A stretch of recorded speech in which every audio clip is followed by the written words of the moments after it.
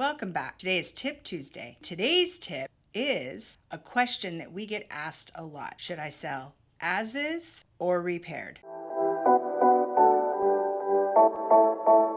So what's the difference? Well, let's kind of break it down. The first question I would ask is, what type of buyer do you want to attract or market to? So there's three types of buyers. There's a first-time home buyer, there's a move-up buyer, and there's the investor buyer. A first-time home buyer is a buyer who currently does not own a home and is renting. It's not a buyer who's never owned a property. It's a buyer that's currently purchasing to occupy the property as their primary residence, and they do not own any other properties. The first-time buyers usually have limited experience. If they did purchase a home in the past, maybe it's been a while, market changes, contracts change, so they need a little bit more hand-holding, a little bit more educating. The move-up buyer is a buyer who currently owns a home and possibly has to sell that home they're living in to purchase another home as an owner occupied. And this buyer might have a little bit more experience. The things that are important to them is more interest rates, terms, condition of property, things like that. Now, the investor is usually a cash buyer or usually has a large down payment for a conventional type of financing. These investors usually want a good deal because they're either turning the property for an investment, rehabbing it, then reselling it, or they're going to keep it as a short-term or long-term investment with possibly putting a tenant in there and getting monthly cash flow. So again, the question was, what type of buyer do you want to market to? You could sell the house as is. You can basically sell any way you want as long as you get a buyer to agree to your terms. Does the house have a lot of personal belongings in it and you want to sell it with those belongings? You just want to walk away and hand the keys to a buyer and say, here's your house? Well, there's things that we have to look at. If you're trying to sell a lot of personal property in the house, how much is it going to cost to get those items out of there? You would probably be targeting or marketing a cash buyer for that type of property. And a cash buyer, again, is going to want a good deal because it's an investment.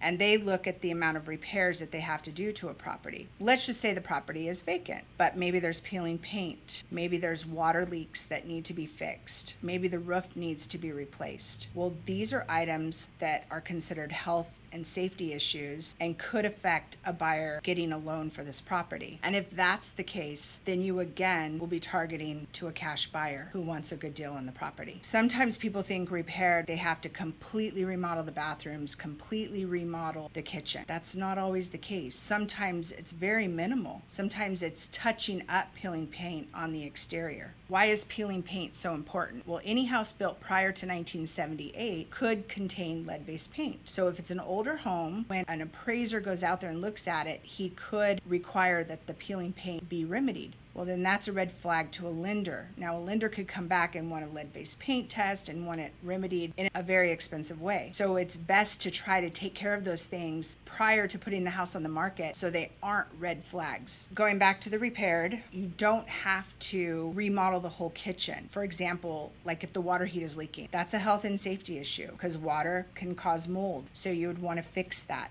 And then you would also want to fix any damage that it caused. Is the sheetrock damaged? Cut it out, repair it. Another thing that comes up, maybe the roof had leaked previously, but it's been replaced, but there's still water stains on the ceiling. Those also need to be fixed prior to putting it on the market because it's water stains. Water leads to mold, which leads to health and safety issues. So minimal repairs, other things that could get you more value for your property is interior paint, the exterior peeling paint. Maybe you just need to paint the trim. Also, fix all the caulking in the bathrooms and the kitchen. Sometimes the caulking will get discolored, so you want to cut out that caulking and recaulk, and that could make a shower look brand new. Changing a plumbing fixture, a faucet on a sink, changing simple things as hardware on your cabinets, that will get you more value on the property. So going back and touching on, should I sell as is or repaired? The best thing to do is have your realtor come out there, do an assessment of the property, and then give you a value based on the minimal repairs for a repaired value and an as-is sell. And then you can decide which one is best for you. Thank you again for tuning in. Hopefully that answered your question. If you have any additional questions or you would like us to come out and do an assessment on your property, feel free to give us a call. We're always happy to help. We're here to incite, empower, and educate. That's our role. If you like what you see, hit the thumbs up button. Also the bell notification, subscribe to our page. We post these every Tuesday and we can't wait to see you next week.